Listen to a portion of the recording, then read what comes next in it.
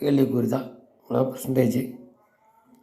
அது இண்டியோடு சேர்ந்தா பயன் தருமான்றது ஒரு 2 முறை யோசிக்க வேண்டியிருக்கு. அது பிளாங்காக அடிக்கிறாங்க நிறைய பேர். மைனாரிட்டி அங்கே போகும்போது பொதுவாக பாஜக இருக்கிற இடத்துக்கு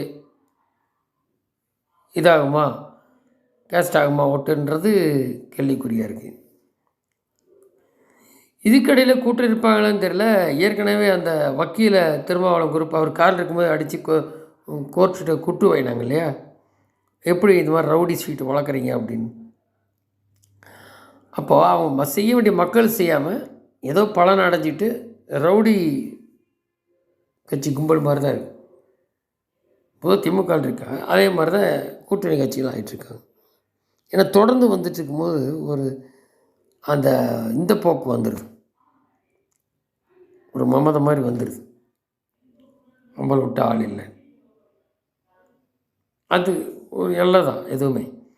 இதில் இவன் என்ன பண்ணிட்டான், ஏற்கனவே பஞ்சாபில் ஒரு தடவை மோடி போகும்போது ஒரு 2 வருஷத்துக்கு முன்னாடி ஏதோ ஒரு அங்கே ஒரு பிரச்சனை கிரியேட் ஆகிடுச்சு. காரு வெளியிலே நிற்க வேண்டியதாக போயிடுச்சு அவுட்டர்லேயே. அப்புறம் இந்த டிஜிபியை மாற்றினாங்க பஞ்சாபில், இப்போ இருக்கிற கவர்மெண்ட்டுக்கு முன்னாடி. இப்போ ஆம் ஆத்மி இருக்குது, காங்கிரஸ் இருக்கும். அப்புறம் சிஎம்லாம் மாற்றி டிஜிபிலாம் மாற்றிட்டாங்க. இப்போ இங்கே பொறுப்பு டிஜிபி தான் இருக்கார். இன்னும் லிஸ்ட்டு கொடுத்தும் டிஜிபி ஆக்சுவல் டிஜிபி போடவே இல்லை ஸ்டாலின் அரசாங்கத்தில்.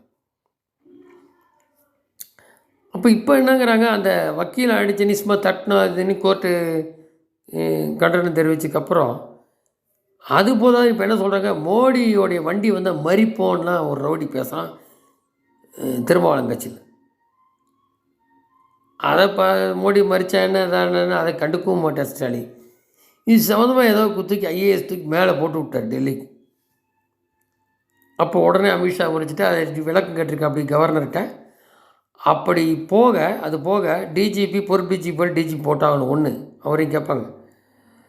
திருமாவளவன் பதவியே போனாலும் போகும், தேர்தல் ஆணையம் முடியுமா அப்படி இருந்தால்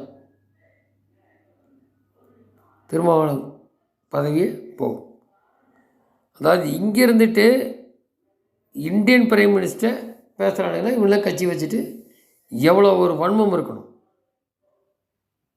கேட்டால் ஜாதி பேசிட்டா அவங்க உள்ள இதுக்கே அந்த டேங்கில் அசிங்கத்தை போட்டானுங்க, அதுக்கே ஒட்டிட்டு கட்சியில் உட்காந்துட்டு திருமாவளவன் மக்களுக்கு என்ன, அவங்க மக்கள் கூட நல்லது செய்யாமல் அந்த 1.5 சீட்டுக்கு வேண்டி இருந்துட்டு அவங்க இதில் கட்சியில் பேசுகிறான். அவன் நீக்கினா அப்படியான்னு தெரியல, இப்படி இருக்குது.